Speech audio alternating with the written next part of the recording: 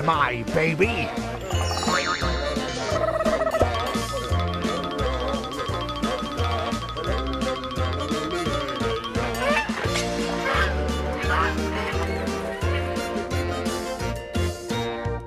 I'm Dana Denhun. With me is Melissa Bondi, and welcome to the series premiere of Adventures in Parenthood. Throughout this series, we will explore the world of raising kids from newborn through adulthood. For our first topic, we will learn about carrying babies in wraps and the benefits associated with it. Melissa and I are both new parents, and we have our own unique experiences with our own little girls. So about a year ago, actually like a year ago yesterday, I had Keaton, my little baby, and Melissa has a little girl too. Yes, she just turned 18 months a couple days ago. So yeah, we're right around 6 months apart they're like 6 months apart in age. Yes. But it's also like so different to have, like the things that you go through are so different than the things that I go through just having that 6 month age gap at this age. Right. The development is pretty monumental because you think 6 months, and even when they're going to be 5, 6, you know that they're still going to be closer with the development stage. But now it is like a world difference. Oh, yeah. But even like when I remember when Bryn was turning a year old, and she was definitely doing much more than Keaton does at a year old. Yeah. And it's just like every baby's different, and I think that's like one of the things that you have to learn as like a first-time mom, that like you can't compare your baby to other people's babies. Right. But it is also, I found it beneficial to have you around because our kids are so close together, talking about certain things like, you know, the big problem I have is that Keaton still will not sleep through the night, and like she gets up multiple times a night. And I know you don't have a baby like that, but it's just nice to talk to somebody that had, you know, even if they're not necessarily going through it, but just talking to someone just so they can listen.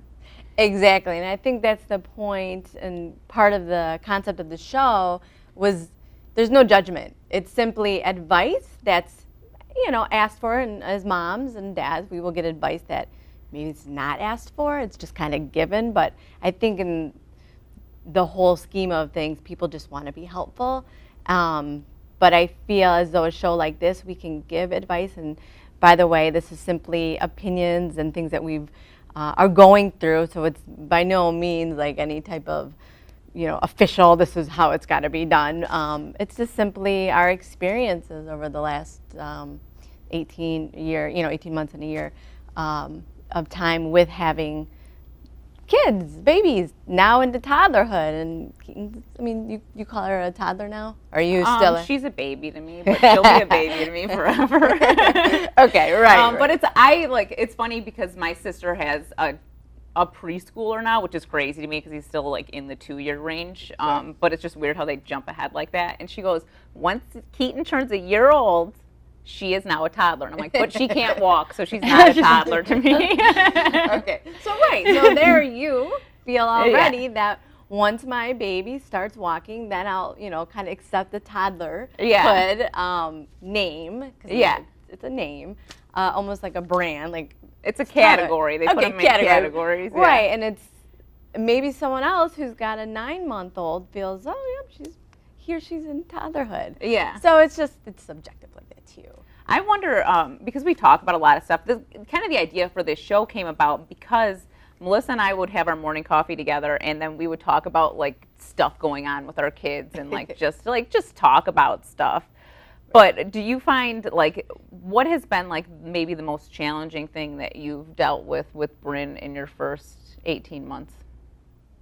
I would say probably a challenge was maybe the bottle issue. Weaning her from a bottle? Weaning her from a bottle. I've heard and I've read and I've been told, you know, it's 9 months, 12 months, 15 months, 18 months, and then it's whenever the baby wants to get off of it. So I've got all these different time frames coming at me, and at the end of the day, you got to do what's best. Still understanding there's probably a reason that they do need to wean off of a bottle at such and such age because teeth and development. And I would say that's probably one of the biggest challenges for me. It's funny because when I, like now, okay, Keaton's a year, so that's when they say, that's when my doctor said between 12 and 15 months, wean her from her bottle. So like she doesn't get a bottle a lot because I did I do breastfeed. So like she only gets bottles when I'm not home.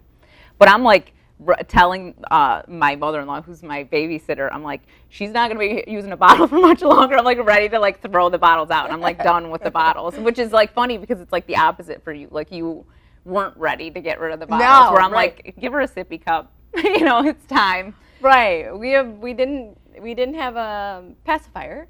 So that's something that I didn't deal with, but I think maybe her crutch was the bottle. Well, and that's the other thing I was reading is that because Keaton does have a pacifier, we call it a tucha in our house.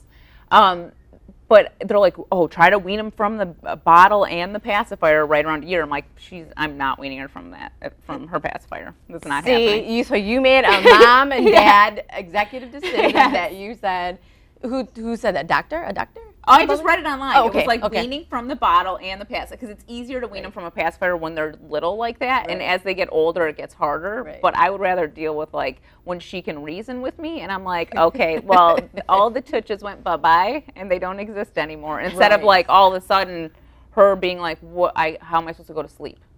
Like she needs it to go to sleep. Right. Yeah. And as a mom, she needs to go to sleep, and as a mom, you want your sleep too. Yeah, and I already struggle with sleep as it is, so. Okay. All right, well, we're going to get into our next segment of the show. Now that you've heard about some of our experiences with mommyhood, we have a local mom that was inspired to start her own business dedicated to wrapping babies. Welcome Bree Elbulov, founder of Hope Carried, and Rachel Corrigan, a valued customer. Welcome to the show, ladies. Welcome. Thank you. Hi. It's so nice to have you. And so your intern contacted CTN a while back, and you were interested in getting some promotion for Hope Carried. I would like to know how you kind of got started with your baby wrap business. And is this a second job for you, or is this your full-time? Yes. So it's my full-time job. And I got started when my second child was just maybe 4 or 5 months old. I had some of the buckle type carriers and just really didn't like them. I felt like they didn't complement anything I was wearing, and I felt like they were bulky. And I wanted something that was more felt like an extension of my wardrobe and more felt like me and was easier to use, and I wanted it to be nursing friendly. I wanted to not have to put her down to nurse because I was chasing a toddler, and I didn't want to be stuck in the house all the time or stuck in a sitting position. So I had this old sewing machine, and I just got to work and made my first ring sling. And I like instantly fell in love. My daughter loved it. Like my life became so much easier because I was like drowning in 2 under 2 at that point, and I was like, I can swim and breathe. So it kind of just like grew. I was like just obsessed with making them. So I would make like different colors and stuff, and I would post them on Facebook, and it just like kind of grew from that, where people would ask me to get them or buy them. And I was just selling them for literally what it cost me to make them to like friends and family.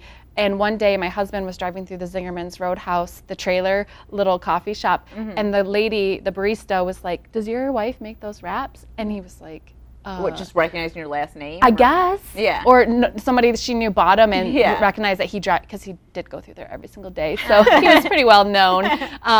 And so I sold one to her, and I was like, everyone was like, you gotta monetize this. So I got on Etsy, and it kind of grew from there, where I started, making more, and then I started making the different types. I make a ring sling and a baby wrap.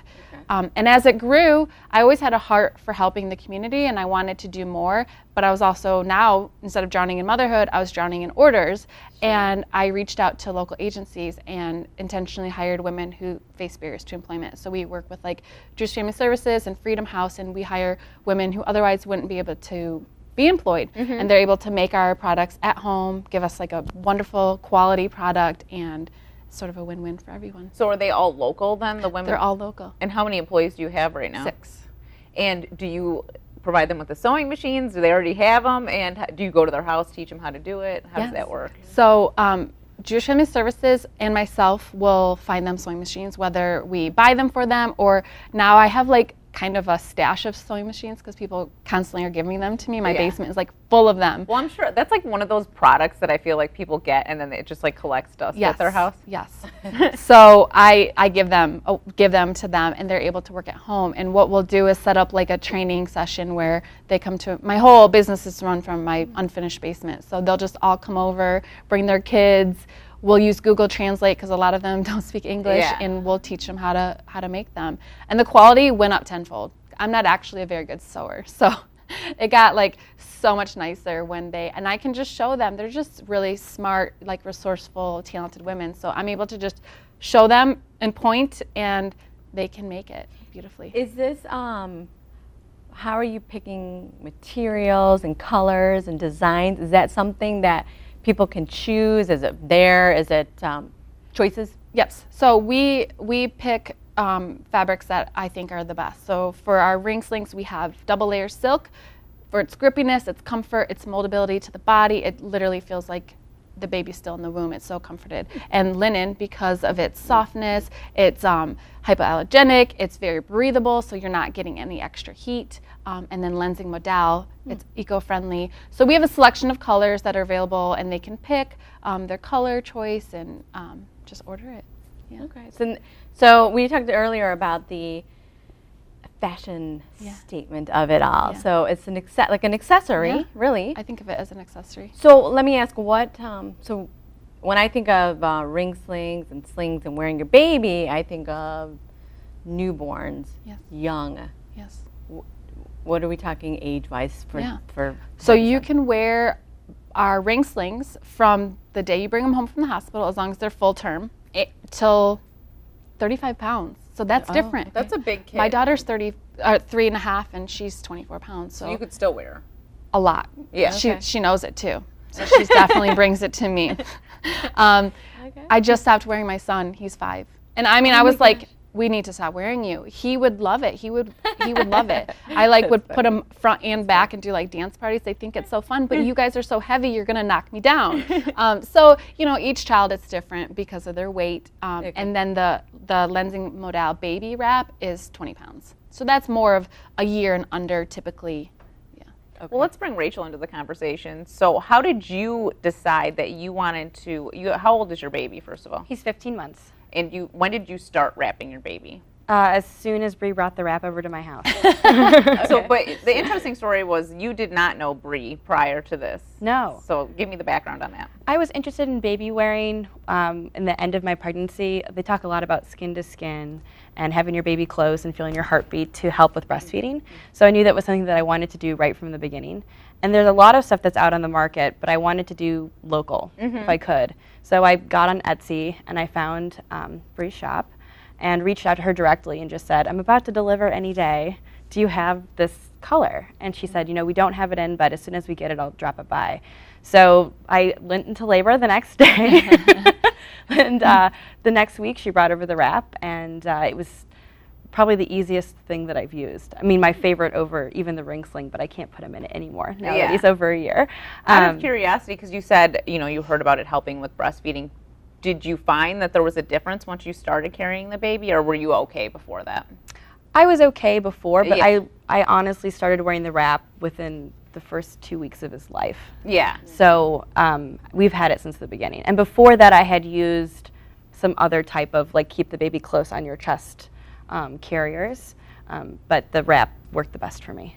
And have you transitioned now, and are you still wrapping the baby? I don't wrap anymore now that he's a little too big. So we started using the ring sling, I'd say around 9 months, in addition to the wrap, and now it's just 100% the ring sling. Have you guys had experiences, or maybe not yet, but with the other type of carriers?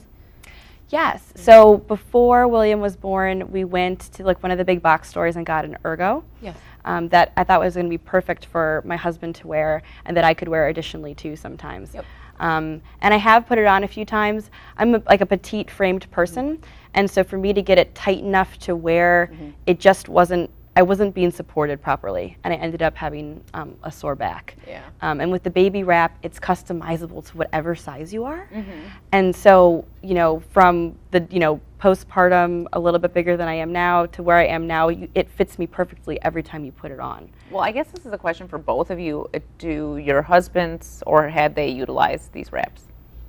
Yes. It's kind of laughable, but he does try often. I think personally, it seems like my kids only want me to wear them. Yeah. But he's definitely done it like on the back, like the ring sling on the back. If we're going for like a longer, because I can't wear them both, so I'm like, here, you have to wear, Holden, and I'll wear Joe, and they like it. They think it's fun. But yeah, it's not his typical, like if Dad has them, they're like laying on the couch watching cartoons, you know, and it's Mom's like grocery shopping and cleaning and going to baby showers. So I think in my household specifically, it's not something he does a ton. Is there any place, either one of you, like what's your favorite place to wear, and where is somewhere you would avoid wearing the wrap with one of your children in it? Gosh. I wore William everywhere. I mean, I would wear him down to football tailgates. Okay. Yeah. I mean, I honestly opted for the wrap over the stroller every time. Really? Yeah, the stroller felt like an extra big thing I had to take with me, that you have to load into the car, you have to find somewhere to store it when you get to the store, or maybe there's only a revolving door and you can't get it through. And I travel a lot for work, and he would come with me, and it was just so freeing that all I need is this little piece of fabric, and I can hold my baby and have my hands free to do whatever I want. So yeah, he went to tailgates with me. We've traveled the airport through the X-ray. So you don't have to worry about folding the stroller up on the. I was wondering about the airports. Yeah. So it's been freeing for me to not have to bring all this extra gear. There's already so much gear. Well, I think I mentioned to you before the show that it's not the same. I think that it looks different than the wraps that you have. But someone gave me a wrap for free. They had it. They never used it. Then they gave it to me, and it's literally sitting in the baby's closet, still just wrapped up. Like, I've never touched it because I am scared that I'm not able to do it. So, and you've talked about you actually would like do tutorials online with people just to get them. Yeah. Because I know that once it's usually I can pinpoint like from the get, like it's three things. You don't have a correct seat, or it's not tight enough.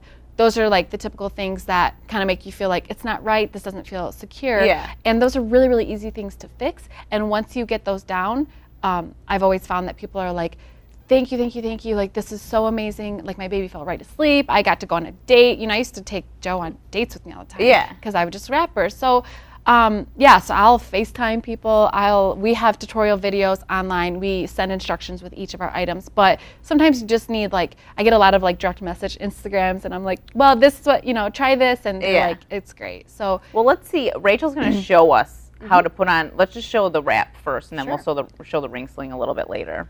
And what material is this? So that's lensing modal, which is eco-friendly. It's made from the pulp of a beechwood tree. It's super, super lightweight and breathable and cozy. So when you pick up the wrap, you're going to locate that label section and place it kind of right at the top of your, or bottom of your breast and wrap it around.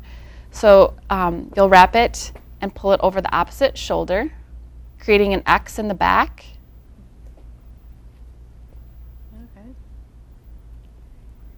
And then around to the front, you'll gather the tails and put them through the middle section where the label is.